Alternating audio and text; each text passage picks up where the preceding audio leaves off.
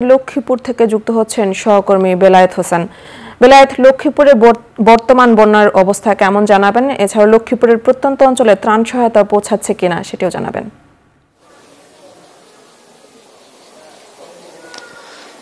লক্ষ্মীপুরের বন্যা পরিস্থিতি সারাদিন ধরে যে সার্বিক পরিস্থিতি দেখিয়েছে তার থেকে এখন একটু ভিন্ন পরিস্থিতি দেখাতে চাই।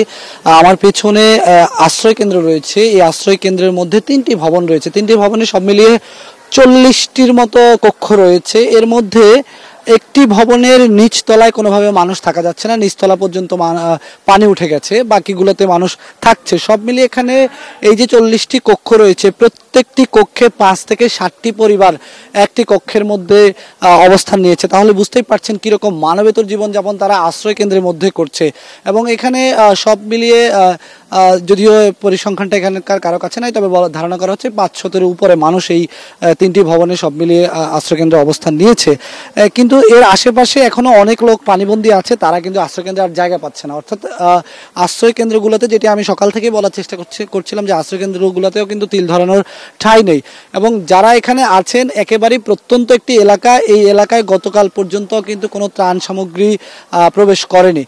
এবং যেটি বলছিলাম যে এই এলাকাটি, আমি এর আগে ছিলাম পূর্ব জামিরতলী এলাকায়, এখন পশ্চিম জামিরতলী এলাকায় আছি। এই পশ্চিম জামিরতলী সহ পূর্ব জামিরতলী, এই যে বিশাল এই এলাকাটিতে কিন্তু লক্ষ্মীপুরে বন্যা পরিস্থিতি অবনতি হওয়ার অনেক আগে এবং ফেনীরও আগে কিন্তু এখানে বন্যা প্লাবিত হয়েছে মানুষ। 9 দিন আগে যখন এখানকার মানুষ বন্যা কবলিত হয়েছে, তখন লক্ষ্মীপুরের জেলার অন্য অংশের মানুষও কিন্তু জানতো না যে এখানে বন্যা পরিস্থিতি চলছে। এবং সারা লক্ষ্মীপুর থেকেই কিন্তু এটি মোটামুটি এলাকাটি বিচ্ছিন্ন ছিল।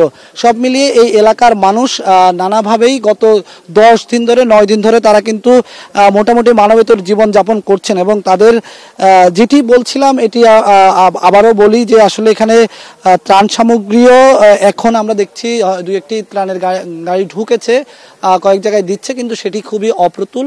তারা বলছেন আরও ত্রাণ তাদের প্রয়োজন আছে এবং অনেক মানুষ পানিবন্দী অবস্থায় আছে, তাদের গবাদি পশু থেকে শুরু করে নানাভাবেই তারা কিন্তু বিপর্যস্ত।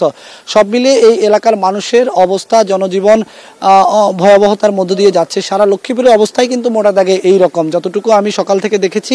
গতকালকেও আমরা লক্ষ্মীপুর চিত্র যেটি দেখিয়েছিলাম, একই রকমের পরিস্থিতি রয়েছে। বেশিরভাগ নলকূপগুলা, টিউবওয়েলগুলা কিন্তু পানিতে ডুবে গেছে, ফলে পানিরও কিন্তু এক ধরনের সংকট আছে, ঔষধের সংকট আছে, নানা ধরনের সংকটের মুখে লক্ষ্মীপুরবাসী জীবনযাপন করছে। এই ছিল পশ্চিম জামিরতলী এলাকা থেকে বন্যা পরিস্থিতির আমার কাছে সর্বশেষ খবর।